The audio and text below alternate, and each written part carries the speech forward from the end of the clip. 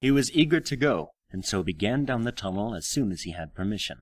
As he did so, he listened to the Maya's words, and tried to concentrate on memories from his life. He remembered sitting by the Nimrodel after a long watch on guard, or the times when he had been in Lady Galadriel's presence. He thought about when he had been at Cairn Amroth, and of the Mellern and the Nifrodel and the Eleanor. For a moment, he almost thought he was happy. Then he remembered Orphan and Rune, the numerous occasions when he had woken up to find that his hair was stuck to his pillow with honey, at once when the string on his bow had been snipped, those evenings sitting beside the very river that he had loved, only to suddenly find himself completely soaked with water. Ah, yes, he remembered a great deal when he took the time. Then he was reminded of why he did not normally take the time. He thought back on all those terrible jokes that his younger brothers had played on him, and tried to feel spiteful about it, yet, to his surprise, he couldn't. True, they were two good-for-nothing, obnoxious ninnies, but they had been his good-for-nothing, obnoxious ninnies. It was with this last thought that the tunnel ended and he was outside. His thoughts instantly scattered as he became aware of the breeze on his face, something that he had not felt for so long that he had nearly forgotten. Standing still, he looked down at his hands and no longer saw the foggy fingers through which the ground could be seen, but solid hands covered with pale skin. It was an emotional moment. Many things that he had not felt suddenly surfaced as he was overwhelmed by the happiness at finally being again, having some true substance to him, and the moment suddenly came to a screeching halt when a hand smacked against his shoulder. Taking a step forward to avoid losing his balance, Haldir turned to see who had stolen his special moment from him. He was really not too surprised to see Sauron, who seemed perfectly aware that he had ruined something profound for Haldir. He even looked quite proud about it. Haldir took another step forward to dislodge Sauron's hand from his shoulder. To be honest, he was a little irritated with Sauron, which was not really a good way to start off. He had no idea how long he would be stuck trying to rehabilitate him into the world again, but he did not want to spend however long it took agonizing over every moment, thinking that something foul was going to happen. He had started to walk off as he considered this, but suddenly a thought hit him like 1,000 white-hot needles dripping with lemon juice. It was likely that no matter what he did, he would end up agonizing over every minute. After all, it wasn't just any deranged, twisted spirit he was trying to fix.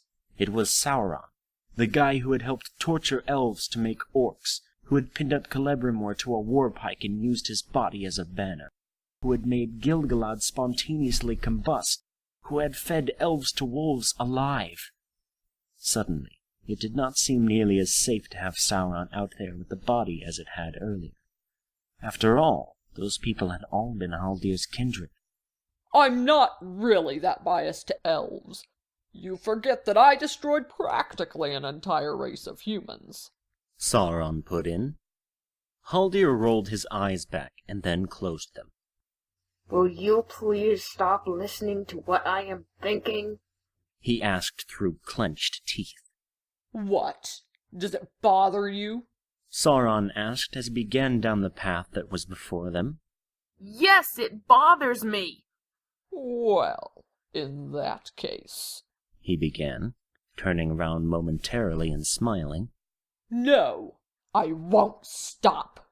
Haldir pressed his hands against his face and slowly pulled down. Why? He asked himself softly. It had seemed like such a good idea before. Oh, don't do that to your face. It will give you wrinkles.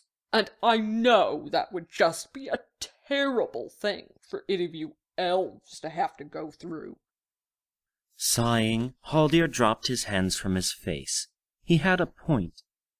Slowly, Haldir began to make his way down the path, trying to forget about Sauron for a bit and take in his surroundings. He had never really been in Valinor before. The halls didn't really count. There was nothing living there. Everybody was dead. Out here, however, there was grass, tall and green all around, dotted with white flowers.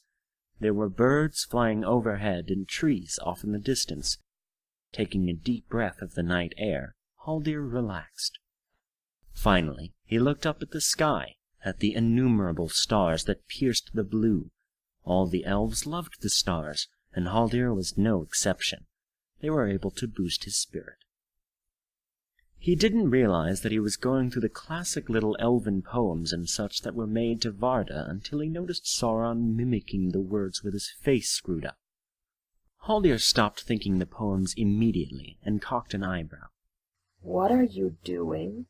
he asked softly. Sauron paused, his mouth still slightly open. Trying to entertain myself by mocking your silly little limericks.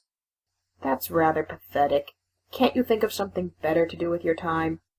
Not really. Unless you want me just to solely concentrate on penetrating your mind and finding out your most embarrassing and closely guarded secrets. I would find that highly entertaining. Why don't you like the stars anyway? Haldir said, quickly trying to change the subject. Sauron shrugged. "Namo said that you worked in smithing." Sauron glanced at him, frowning. Yes? He said, as though thinking Haldir was the most random creature in the whole world. "Were you a Maya of Aule then?" Sauron dropped his head down a little and looked at Haldir with an expression that said that this was not a topic that was going to be discussed ever again. I was, for a time. Haldir looked away and cleared his throat. "Well, that doesn't really matter, I guess. You always did those sort of crafty things and such afterwards anyhow. As such, though, I would think that you would give some credit to good craftsmanship." I would give them some credit if I thought they showed good craftsmanship. I just don't think they do. "How can you think that?" Sauron fidgeted for a moment, taking a quick peek up at the tiny points of light high above them. Well, perhaps they are decent.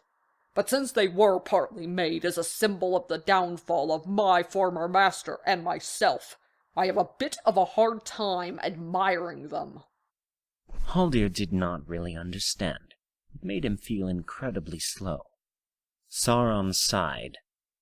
How could I explain this so it would make sense to you? He scrunched up his face with concentration. All right, how about this? Let's say that there is some beautiful Eleth, okay? Haldir nodded slowly. And let's say that she comes up to you, pulls out a sword, and runs you through with it. Haldir flinched slightly at the thought. The image of getting a sword stuck through him was too close to a memory. Now, Sauron continued, making no note of Haldir's discomfort. you might accept that she is beautiful, but would you really like her after she was done stabbing you so that you were mortally wounded? After a moment of blinking, Haldir's eyes lit up.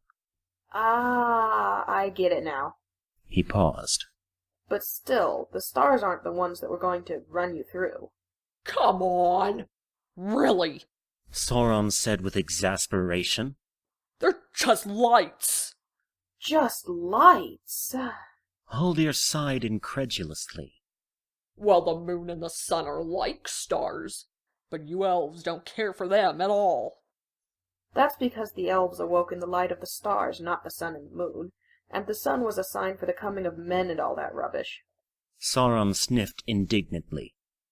Still, you can't give me grief for not finding stars special. You don't have respect for things similar to them. And even for a reason that is nearly identical to why I don't like the stars. "Yes, I can." No, you can't. "Can." Can't. "Can." Can't.